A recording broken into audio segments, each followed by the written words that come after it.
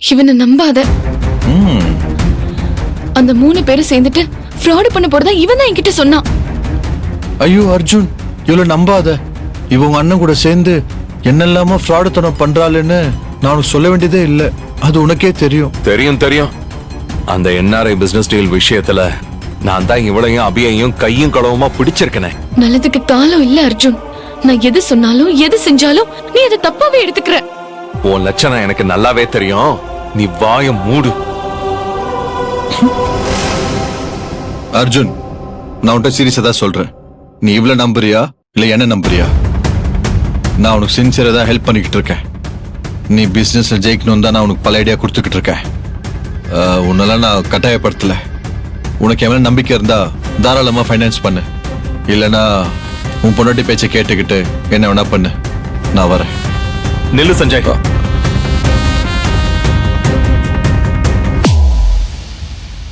எனக்கு யாரு உதவி பண்ணுவாங்க, யாரு உபத்திரம் பண்ணுவாங்கன்னு நல்லாவே தெரியும்.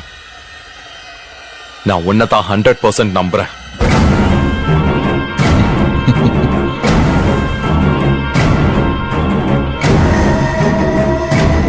அர்ஜுன், இவனே இவனோட மாமா கம்பெனில ஃப்ராடுத்தனம் பண்ணி ஜெயிலுக்கு போய் திரும்ப வந்தவன்.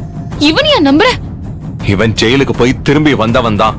ஆனா திருந்தி வந்தவன்.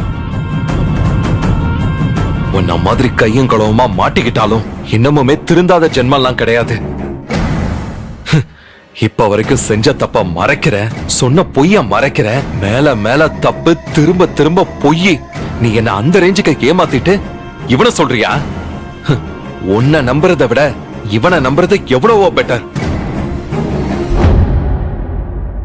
ஏய் அம்மா, நான் ஆரம்பிக்க போற பிசினஸ் எவ்வளவு தீவிரமா குறுக்க விழுந்து தடுக்கிறிய. இப்படி தடுத்தா அந்த அபி உனக்கு ஏதாவது கமிஷன் தரேன்னு சொல்லிருக்கானா? என்ன பேசுற நீ? அப்புறம் என்ன, உன் வேலைய பார்த்துட்டு போடி. உன் அக்கா புருஷன்கிட்ட சொல்லி வை. நீயும் நல்லா தெரிஞ்சுக்க, இதுக்கப்புறம் இந்த அர்ஜுன் எதுலயுமே தோக்க மாட்டான்டி.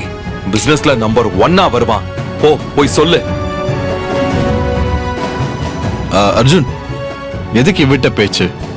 நல்ல நேரம் முடிய போகுது, அதுக்குள்ள கிளம்பலாம். இல்ல நண்பா, எனக்கு இப்பதான் நல்ல நேரமே ஸ்டார்ட் ஆகுது. வா போலாம்.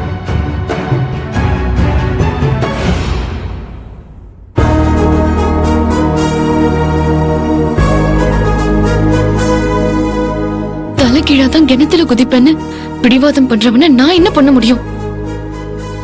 ஆனாலும் மனசு கேட்க மாட்டேங்குதே. இந்த அர்ஜுனுக்கு எப்படியாவது உண்மையை புரிய வைக்கணும்.